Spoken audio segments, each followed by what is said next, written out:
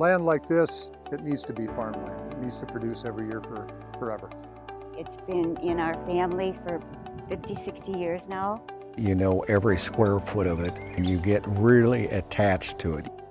In the United States, 1 out of every 7 acres is in agricultural use. For most farm families, their land is their main asset.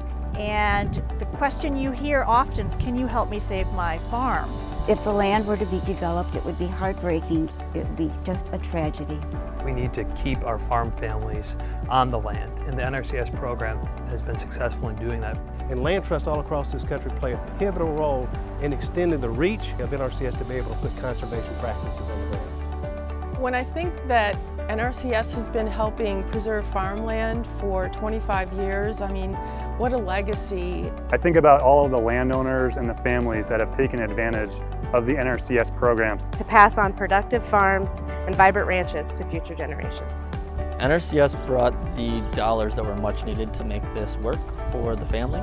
Just that little extra that tips it over so that we can justify saving it for agriculture. The NRCS programs allow us to meet farmers and ranchers halfway on conservation easement projects and really gives farmers and ranchers a viable option. NRCS funding has been very critical for securing these important acres, and we are very grateful. It's a perpetual easement that when the work is done to improve the natural resources, we know that those improvements will last forever. We have literally done projects across the state with NRCS. NRCS provided funding, and that brought the thing together. You know, we're able to assist these producers for the long-term enjoyment and benefit of the properties. This project in particular, protecting farmland for underrepresented farmers in one of our most urban areas in the city of Milwaukee. It's providing a lot of funding to purchase the land. We can bring the farms closer to the city, reduce transportation costs, improve their bottom line business options and opportunities. Having my own farm, I could build greenhouses, raise animals, a farm that my kids could one day own and farm too. You know. That's at the heart of tradition and heritage of this region and of our country. These projects wouldn't happen without NRCS programs. In the end here, it's like this was supposed to happen.